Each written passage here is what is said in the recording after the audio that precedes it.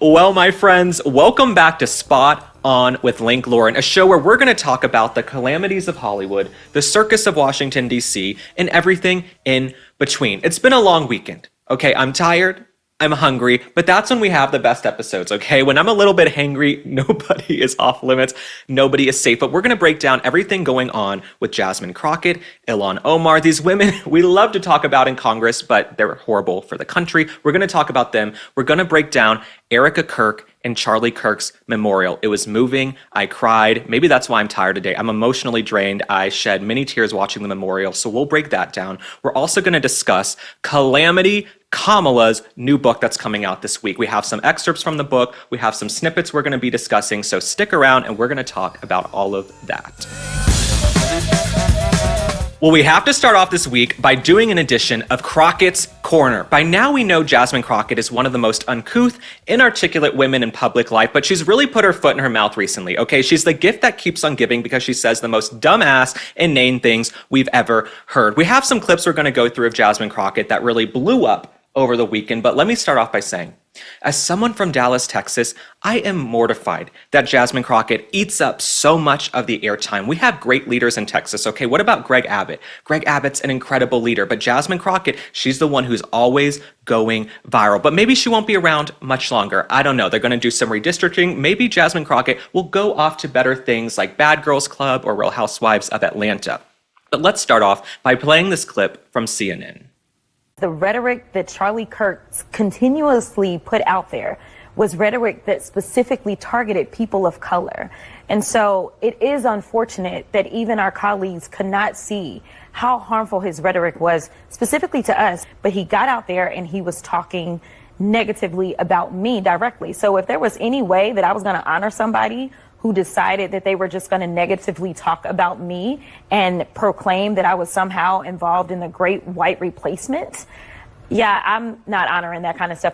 So this was a deliberate choice. The day of Charlie Kirk's memorial service, okay, the day we were supposed to honor Charlie Kirk and have some human decency, which I know is too much to expect from the left, they decide to put Jasmine Crockett on TV to continue denigrating him and to continue lying about him. Charlie Kirk was not a racist. He had racial discussions. He wasn't afraid to go onto these campuses and discuss race, gender, sexuality, religion. We needed more of that dialogue. In fact, they shot him and killed him because he was exercising his First Amendment right and having that dialogue. But Jasmine Crockett, she really is an idiot, Jasmine Crockett. But you can tell that when she's on a Sunday show, when she goes on a Sunday show, she dresses nice. She speaks like Eliza Doolittle. The rain in Spain falls gently on the plain. But when you go to see Jasmine Crockett on TikTok, she's like, this mofo, crack-a-lack-a-jacket-nay, booka-baka-baka. That's Jasmine Crockett.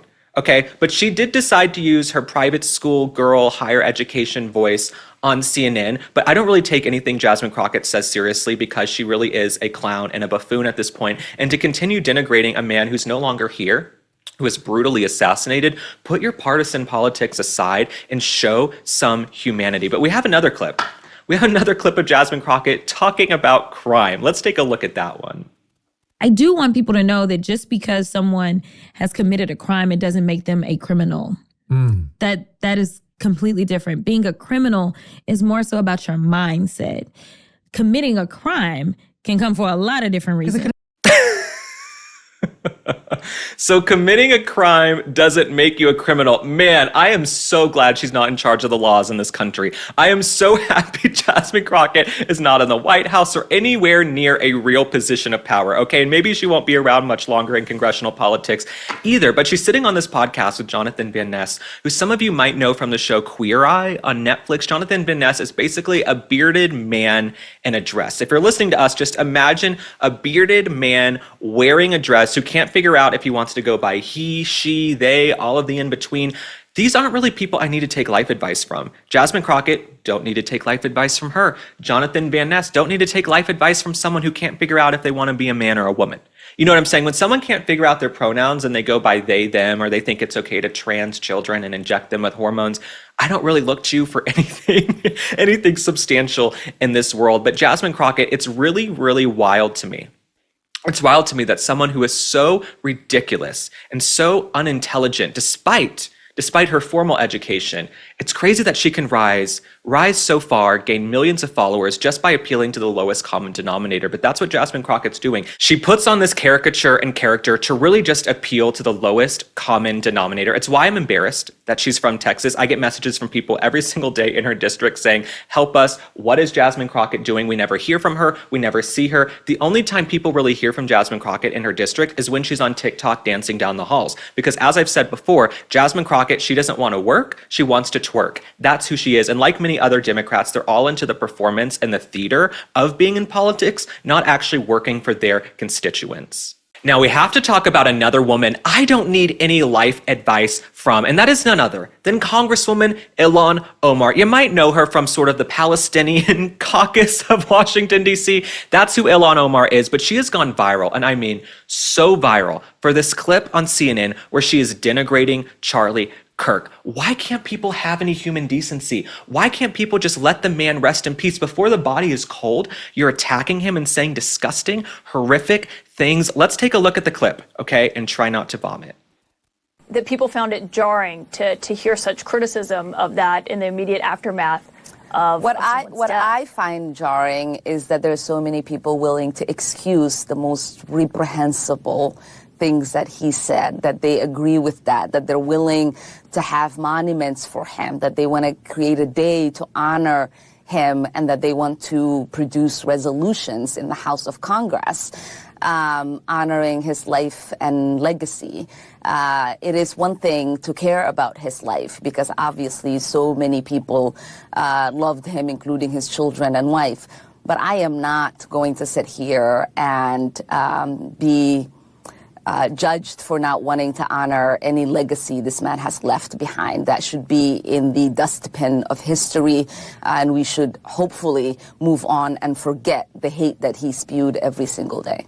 The fact that this woman says Charlie Kirk's legacy should be in the dustbin of history is absolutely disgusting. If I were interviewing her, I would have pressed back on her and I would have said, Ilhan Omar, what have you ever done with your life? What have you ever accomplished? Because Charlie Kirk built a massive movement, objectively, right? Let's put partisan politics aside.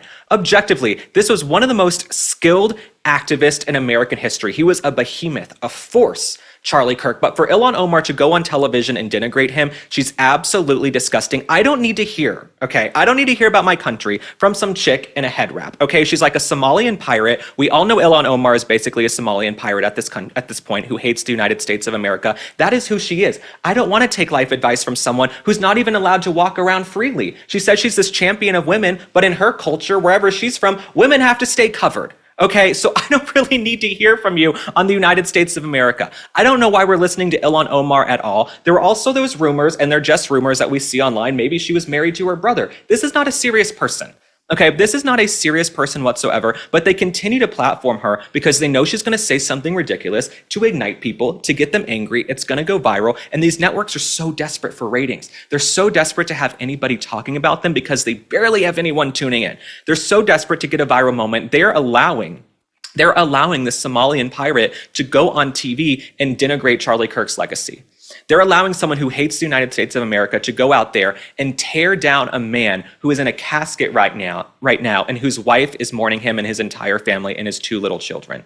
That is absolutely insane. And the left continues to push these rumors about Charlie Kirk, these aspersions that are not true whatsoever, that he somehow had issues with people of color or people of this gender or persuasion or this background, could not be farther from the truth. Charlie Kirk was a moderate guy. All he wanted to do was have a dialogue. But I really don't need to take advice from Ilhan Omar. I really don't. When you see Ilhan Omar's friends at the gym, they're fully covered in sheets. Okay, so why doesn't she go fight for the rights of women back in wherever she's from instead of worrying about the United States of America? Because I think we're doing pretty well here. We have leadership that's actually steering our country in the right direction. And I think it's good that Ilhan Omar will never be anywhere near the presidency because I don't think she's born here. So I don't think she's eligible to ever be president, to ever run for president. And maybe we won't have to hear about her much longer because if she keeps saying things that are this disgusting, I can't imagine that she continues to be reelected in her district. I don't know much about her district, but I can't imagine people are going to stand for this much longer.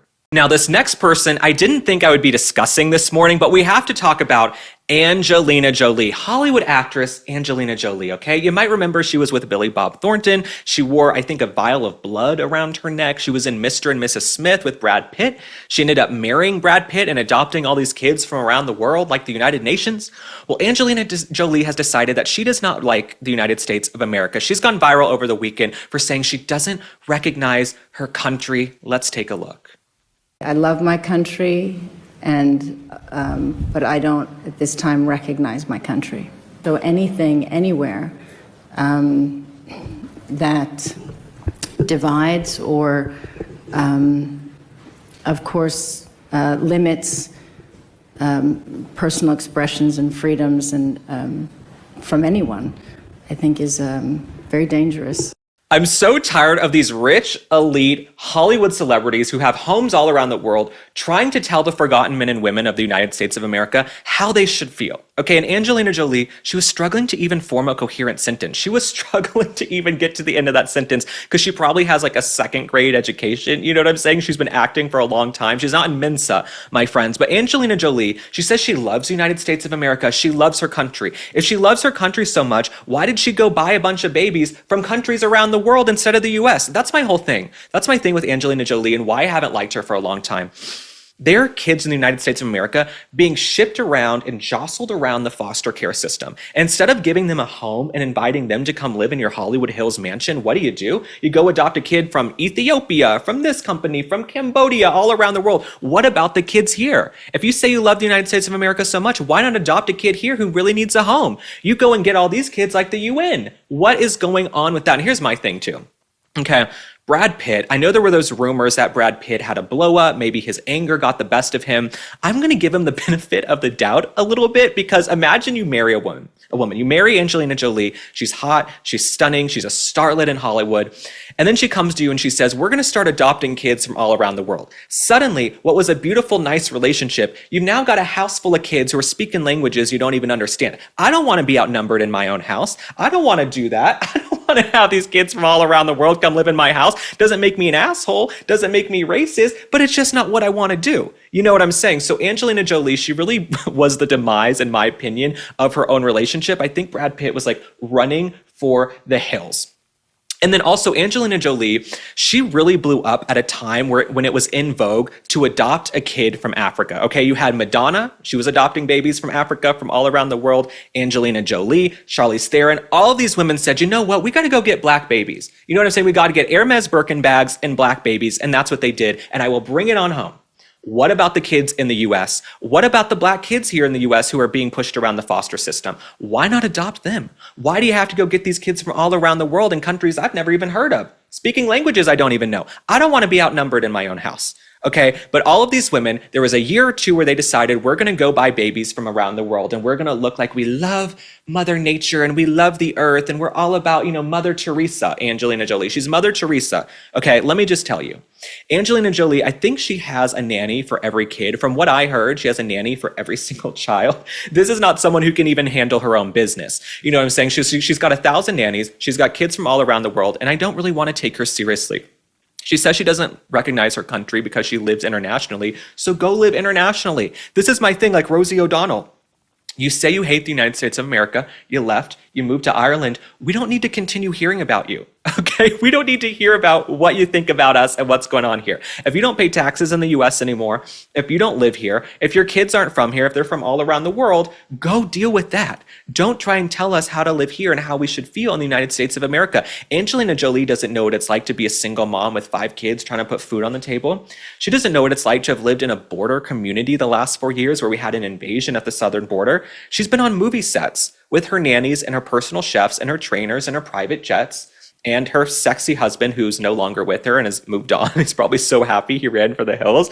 But yeah, no, Angelina Jolie, I don't want to take you seriously whatsoever. I don't need to hear from you on the United States of America, but I wish you and your cornucopia of children well. Trusting insurance agents or the government with your Medicare is way too risky. That's how millions of people get stuck on the wrong plan and they don't even know it. In fact, the Department of Justice just sued 3 major Medicare brokers for pretending to be unbiased while allegedly pushing people into the plans that got them the biggest kickbacks. Super shady. And honestly, Medicare is confusing by design. No one should have to figure this out alone. That's why you should know about Chapter. Chapter does things differently. They're the only Medicare advisor that compares every single plan nationwide, not just a few that line their pockets. And because of that, they save people an average of $1,100 a year. So whether you're brand new to Medicare or already signed up, this could be the most important call you make. If you're on the best plan, they'll tell you. If there's a better one, they could help you save thousands. It's free and it's fast. It takes less than 20 minutes for them to review your options. Call 661-370-3275 to actually feel confident about your Medicare. Now let's talk about Miss Kamala Harris, Miss Cabernet Kamala. Okay, Kamala Harris, she has no hallmark achievements. She ran a horrible campaign for 107 days, but am I going to read her new book word for word? I probably am. I want to read that book word for word, line for line, breaking it down. Because one thing I haven't seen in any of these excerpts, and we have tons of excerpts and clips from the book, I haven't seen any culpability or responsibility for her own failures, right? She wants to blame Biden, his communications team, Jill Biden, everyone around her. She says she didn't have enough time. What's really weird about Kamala Harris saying she didn't have enough time to beat President Trump is that she had been vice president for 4 years. Right? She had nothing but positive press. She couldn't have really made a name for herself. But to say that, oh, I didn't have enough time to introduce myself to the country, to introduce yourself, you've been around for 1,000,000 years. You ran for president yourself. So what does that mean? You didn't have enough time to introduce yourself. But one of these excerpts, okay, apparently Jill Biden confronted Kamala's husband, Doug Emhoff, and questioned their loyalty. Apparently she pulled him aside at the White House over the 4th of July and said, what's going on? Are you supporting us? She was tense. She was angry. And I believe this. I believe Jill Biden because she ran that White House, okay? She ran that White House with an iron fist. We saw her sitting behind the desk on Air Force One, running cabinet meetings. She's pretty much the most power-hungry woman I've ever seen in American life, maybe besides Hillary Clinton. But Jill Biden, she's going to go down in history as one of the most unlikable women ever. But I do believe that she pulled Doug Emhoff aside and said, are you supporting us? And I will say, to Kamala Harris's credit, she did sit there and say nothing. She took an oath to the United States of America. She did not take an oath to Joe Biden. She's supposed to serve the American people. Our tax dollars pay her salary. But she did not care about the American people because she sat there and allowed a man whose brains are mashed potatoes to pretty much run the country, right? She let these unelected bureaucrats around him control the autopin and run the country. And Kamala Harris said nothing. Kamala Harris said absolutely nothing. Okay, even though she's supposed to work for us and have our best interests. So in that respect, I do stand with Kamala Harris on this one. I do think she had Jill and Joe Biden's back because she could have gone out there and said, the guy's an idiot. The guy's asleep all day. But she didn't say that. Now, something else that has gone viral from Kamala Harris's new book, she said she did not choose Pete Buttigieg, Mayor Pete, to be her running mate because he was gay. Okay, Pete Buttigieg was apparently too gay to be her running mate for the United States of America, so she chose Tim Walz. This doesn't make sense to me, okay? You say you don't want a gay man, but then you go choose the most gay-looking man in American history, Mr. Jazz Hands, Tim Walz, who walks into every room like Bob Fosse, okay? These vagabond shoes. That's who Tim Walz is. So Kamala Harris, she doesn't want Pete Buttigieg because he's a homosexual. So she chooses Tim Walz, who's basically an overgrown Disney adult with a questionable internet search history. Tell me how that makes sense. Okay, tell me how that makes sense. If I saw Tim Walz driving a van around a children's playground, I wouldn't be shocked. Okay, he's a pretty scary, bizarre person. But she says she didn't choose because she thought it would be too much to ask of America to have a black woman and a gay guy on the ticket. And you know what's so sad is that Kamala Harris looks down on the American people, right? She thinks, oh, they can't think for themselves. They're just going to see skin color or gender or sexuality. And I think that's why so many people have shifted to the right, because the Republican Party is like, we don't care if you're black, white, Asian, Hispanic, gay, straight, whatever. We just want the best people, right? We want to live in a merit-based society, but the left is so obsessed with identity politics. The left, all they care about is checking boxes and identity politics. But Kamala Harris knew. Kamala Harris knew she chose Pete Buttigieg. Maybe it'd be too much to ask of the United States of America. I actually don't think so. I think what would have hurt Pete Buttigieg is that he really had no record either. He had no record. Kamala had no record. He somehow became Secretary of Transportation, and all he had done was fix potholes in South Bend, Indiana. And then we all saw how things went with the East Palestine train derailment. We saw how things went in Hawaii as well. Pete Buttigieg is pretty much a terrible Secretary of Transportation. I think that's more of why she didn't choose him, but she's saying, oh, it would have been too much to ask America to accept this gay man. Pete Buttigieg doesn't even seem that gay, right? I think I've seen him kiss his husband once. Maybe once or twice. I will say though, okay, non sequitur, Pete Buttigieg's husband, I would change your name. Chasten, it's not giving what it needs to give. Chasten, it just is not a name that I really want to see in presidential politics. So if I were Chasten Buttigieg, I would go change that name. It's not a star's name. So it's not shocking to me that Kamala Harris cares about identity politics, but Pete did respond to her, and we have a clip. Let's look at that. I was surprised when I read that. I just believe in giving Americans more credit than that. My experience in politics has been that the way that you earn trust with voters is based mostly on what they think you're going to do for their lives, not on categories. And I wouldn't have run for president if I didn't believe that. I actually think Pete Buttigieg might have turned down Kamala. I think Pete has so many aspirations for 2028. He's so thirsty and so hungry. He's so hungry and thirsty to run in 2028. I think everybody knew that Kamala Harris was going to lose. I think everybody was like, she's an idiot. She can barely form coherent sentences. Nobody wanted to go near her. And I think one of those people was also Josh Shapiro from Pennsylvania. I will say, from a political analysis standpoint, choosing Tim Walz from Minnesota when you need Pennsylvania is a little bit ridiculous to me. I don't know what Kamala Harris was thinking. Why wouldn't you choose the guy from Pennsylvania when you know you have to win Pennsylvania? Are you that much of an idiot? She's that much of an idiot. Like, you know you need Pennsylvania to win. So instead of choosing the guy from Pennsylvania, you choose this clown from Minnesota. But Josh Shapiro doesn't sound like he liked her much either. Let me read you a little bit about this. So Kamala claims in her book that Josh Shapiro seemed more interested in the role of vice president than in helping her win against President Trump. Well, that doesn't even make sense to me. Yeah, he would be interested in the role of vice president. I think she didn't want to be outshined by him. I think she knew that Josh Shapiro was a much better orator and communicator, even if I don't agree with all of his policies. I think Kamala didn't want to be outshined by a man like Josh Shapiro. Okay, so he apparently even questioned an aide about what art pieces he could use to decorate the vice president's residence, Harris recalled. Now, Josh Shapiro did respond to her. We have a clip. Let's hear what Josh Shapiro said in a rebuttal to Kamala Harris's comments. Look, I haven't read the former vice president's book, and she's going to have to answer to how she was in the room and yet never said anything publicly. Ooh, those are fighting words. Okay, she's going to have to answer. Okay, why she didn't say anything publicly about Biden's decline. That's what I've been saying. It's what I've been saying for years. Kamala Harris, you took an oath to the country, not to Joe Biden, but you sat there and you ate crumpets and scones and you sat there in silence while the border was invaded and while these unelected bureaucrats controlled the country and controlled the auto pin. And it's why I don't think we'll ever see Kamala Harris near the White House ever again. I think she knows instinctually she doesn't have a prayer, because how can we overlook someone with such low and piss poor credibility? That's who Kamala Harris is. Her credibility is shot, right? She carried water for Joe Biden. Even when she was on The View and she was asked, what separates you from Biden? How are you different? She said, not a thing comes to mind. Not one thing. The country's in the gutter and the crapper. We've got sky-high inflation, open borders. The man is non-compos mentis. And nothing comes to mind. So that's when Kamala Harris really shot herself in the foot. And it's why I don't think she'll ever be near the White House again. I hope she sells a lot of these books, okay, so she can continue living in her mansion in Hollywood with her rich husband. Now, the last excerpt we have to talk about. Apparently, she called Gavin Newsom.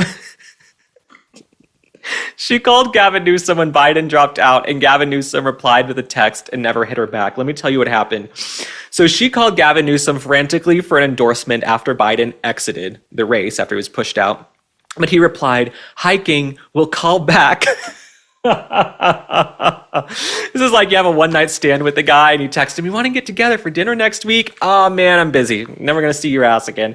I think Gavin Newsom, even though he's an idiot himself, he's enough of a political operator to know that Kamala is radioactive, right? He'll say nice things about Kamala. He'll support her here and there. He'll say, oh, she's my sister, my friend from California.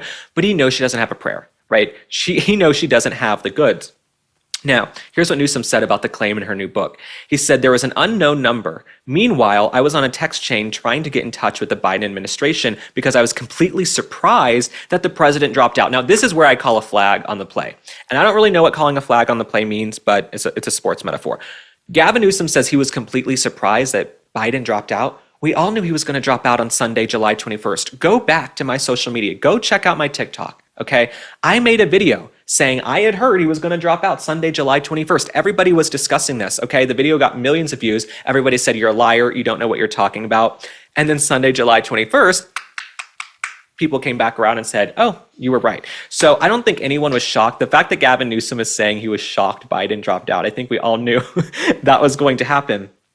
But within hours, he did publicly endorse Kamala, as other prominent Democrats did. That exact same moment was working with my team to draft a statement, Gavin Newsom said. I assume that's in the book as well.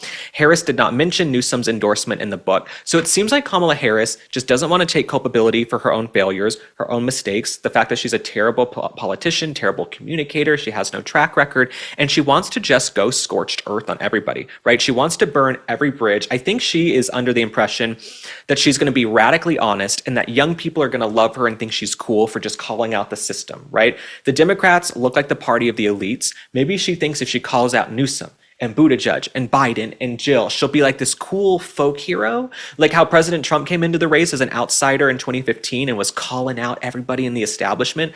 Kamala, you're already the establishment, okay? You're a rich, liberal, elite celebrity with far left, radical, progressive policies. So it's going to be a tough sell trying to couch yourself as this truth teller and this woman of the people, and you're going to say the things that need to be said because for 4 years you sat there. You sat there and you didn't say anything when everybody was watching Biden in decline. I don't know about you, but after I travel, my skin is dry. That's when Peak's Radiant Skin Duo came to the rescue. This doctor-recommended duo, trusted by experts like Dr. Mark Hyman, Dr. Jason Fung, and Dr. Will Cole, supports whole-body wellness from the inside out. Sun Goddess Matcha provides steady, calm energy throughout the day, packed with L-theanine for focus and EGCG antioxidants. It supports skin clarity and gut health. BT Fountain electrolytes hydrate like nothing else and help lock moisture in, making skin look amazing. And Peak ensures all ingredients are free from heavy metals, pesticides, and mold. If you need more hydration, then give Peak a try. Get 20% off plus a free frother and glass beaker here. peaklife.com/link. Again, that's peaklife.com/link. Now, to round out the show, I want to talk about Charlie Kirk's memorial service. As many people pointed out, this was not just a revival for the nation, it was also a funeral for the left, because the left has nothing they can compete with, right? They don't have good-looking people with good policies. They don't have any good communicators. What we saw for several hours, we saw nice-looking people come together on stage to eulogize Charlie Kirk, but to also talk about faith, family, conservative values, the American dream, and the American dream is unattainable on the left right now, right? You cannot attain the American dream on the left. They want you to own nothing and be happy. Their policies are unpopular. So to see these folks come together was really so beautiful. It was such a beautiful moment for the country. We've never seen something like this for a private citizen. We really haven't seen anything to this scale. Millions of people tuning in, hundreds of thousands showing up in Arizona at the stadium. I had so many friends who went. I just wanted to watch by myself. I knew I wanted to be alone and take notes. I cried. I laughed at times, I cried again, and I knew I just wanted to be by myself like the old days when I would just sit and watch and process this moment in history. I sometimes think when you go to these events, you're busy smiling and hugging people and networking and, taking pictures and doing this. I just wanted to sit, okay, in my gym shorts in front of the TV, eating a grilled cheese, watching and feeling everything and reflecting how we move forward. How do we move forward in this moment? What lessons can we glean? What lessons can we glean from some of the speeches? And one of the speeches I thought was incredible was J.D. Vance, probably the future president of the United States of America. And we actually have a clip of J.D. Vance discussing Charlie Kirk. Let's look at that. That I always felt a little uncomfortable talking about my faith in public as much as I loved the Lord and as much as it was an important part of my life. I have talked more about Jesus Christ in the past 2 weeks than I have my entire time in public life. And that is an undeniable legacy of the great Charlie Kirk. He loved God. And because he loved God, he wanted to understand God's creation and the men and women made in his image. I think there's so many people who tuned into Charlie Kirk's memorial service, maybe people who saw clips online, watched the live stream, who maybe are giving faith in family and conservative values a chance who never had before, right? Because the left tells women, freeze your eggs, focus on your career, you don't need a man, F men. Look at Alex Cooper, right? One of the biggest podcasters on the left speaking to young women. She tells them all the time to go have one-night stands, and she talks about sex and dating and all of that. Meanwhile, she married a guy, she has a dog, she has a white picket fence, and she'll probably have a kid here pretty soon, but she wants you to stay single and unhappy. So for J.D. Vance to talk about faith and family, it was really so beautiful and such a message to young men. And I think Erika Kirk is going to be such a force moving into the future, speaking to young women. I actually said last night, I'd love to see a J.D. Vance, Erika Kirk ticket in 2028. He can get the young men, she can get the young women. I want to play you a clip, okay? We have a clip of Erika Kirk talking about forgiveness. And this is when I really broke down and cried. The fact that she was able to forgive her husband's assassin after 11 days shows you her faith, her strength, her character, and exactly who she is. Let's take a look at the clip, and you guys get the tissues because it's very emotional. My husband, Charlie, he wanted to save young men just like the one who took his life. On the cross, our Savior said,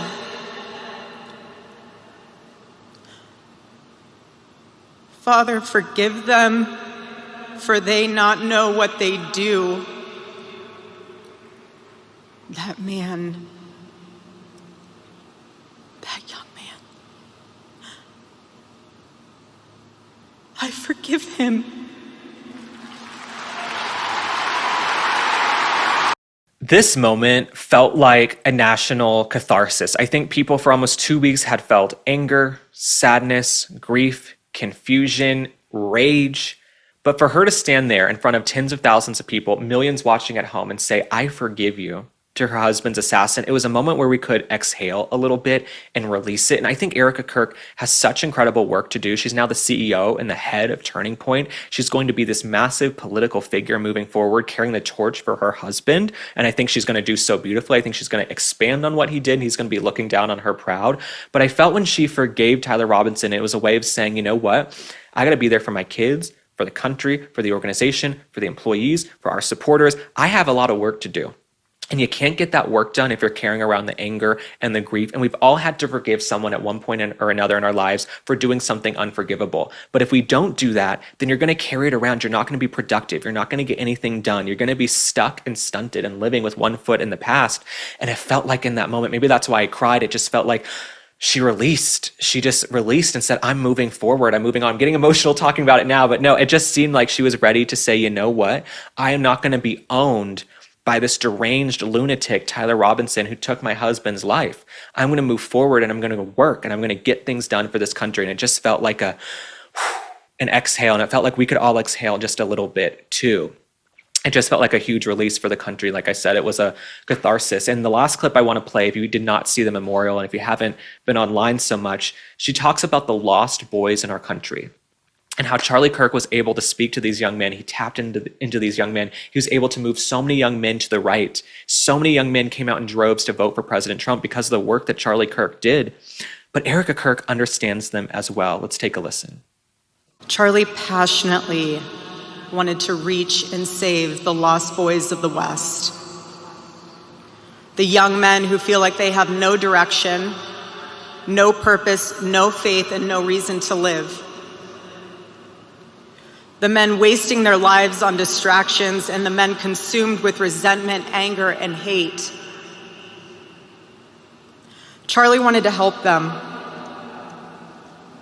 He wanted them to have a home with Turning Point USA. And when he went onto campus, he was looking to show them a better path and a better life that was right there for the taking. The fact that she articulated this was so important to the country because people are probably looking at her saying she can speak to young women, to moms, to all these girls across the country, but she's really tapped into what's going on with these men too, because we have an epidemic of despondency in this country, and a lot of professors talk about it, a lot of scholars talk about it, some influencers talk about it. We actually have a term for these young men who are completely checked out of society that I learned last year. It's NEET. They call them NEET, not in education, employment, or training. And I think 1 in 5 young men are completely checked out from society. They're at home, they're playing video games, they're not looking for jobs, they've either moved back home, they're somehow paying their bills and getting by, but they have no interest in dating and having sex and having relationships, and they're completely checked out. And Charlie was able to ignite something in them and galvanize them and reach them and just say, you know what, you're not lost, right? You're not lost. We're gonna bring you back into the fold, right? If you thought you wanted to check out from society, we're gonna bring you back in. And the fact that Erika Kirk articulated this was so beautiful because I understand, right, women's rights, and we have so many feminists in our country, but we can't have strong women without strong men, right? If we tear our men down and we don't uplift our men, how can our women be strong, right? We don't always need this battle of the sexes all the time, right? It takes 2 to tango here. It takes 2 to have a beautiful family. And so how can we support our women if so many of our men are checking out from society, the men who built this country, right? So many who built this country with their hands, as I spoke about at Charlie Kirk's memorial. So the fact that she spoke about this, I thought was so beautiful. It was on the nose. It was poignant. It was something that needed to be said, these lost boys in the country. And I'm going to continue speaking about this and doing what I can to reach them. I think Erika Kirk has the skills to be able to reach them as well. She's beautiful, she's smart, she's wicked smart, she's intelligent, she understands the culture, she understands the problems in a very nuanced way. So I think she'll be incredibly important reaching these young men who are despondent and who she calls the lost boys. Well, I'm back to tell you about masa chips. You guys know by now, I don't do any other tortilla chips. I love masa. Anytime I have friends over, we have salsa, we have guacamole, we have pico de gallo. My mouth is watering, but I absolutely love masa chips, and I've converted all of my friends into the masa brigade. So masa chips, they're made with just 3 ingredients and no seed oils: organic corn, sea salt, and 100% grass-fed beef tallow. You need to give masa a try, so go to masachips.com/link and use code LINK for 25% off your first order. That's masachips.com/link, code LINK for 25% off your first order. And if you don't feel like ordering online, that's fine. Starting in October, masa will be available nationwide at your local Sprouts supermarket. So stop by and pick up a bag before they're gone. Well, my friends, thank you for tuning in to Spot On with Link Lore. And I also have to say, when I was in DC the last few days, I was out at dinner. Several people came up to say that they watched the podcast, or they'd seen me on Megyn Kelly, or they see me on TikTok. And I wanted to say that I absolutely love you guys. One woman came up to me when I was at dinner with some friends. I believe her name was Natalie. She was in like a cheetah print top, a cool necklace, and she said she subscribed to every single MK Media podcast show the second Megyn Kelly announced them. So we love you. I also got to give a shout out to the 2 girls. Okay, these 2 hot, young, conservative MAGA girls, we assume they're MAGA girls, came up. And my friends and I were like, those girls are up to no good. And I told the girls, y'all are dressed like you're going to get into trouble tonight. And they promised me that they wouldn't, but I have a feeling that they did. So I love you guys, and I'm so grateful that you tune in. And be sure to keep up with us on social media, on my pages, on the Spot On with Link Lauren pages. All of that is down in the description. That's the best way to be updated, to see what we're talking about, to get clips from the show. And it's really easy to share clips when you go and subscribe and follow on social media, because we take the best pieces of the show and we put them out on there. But I will see you guys back on Wednesday with more hot topics, and I'll see you in between on social media. But I love you. I'll see you on the next one. Bye.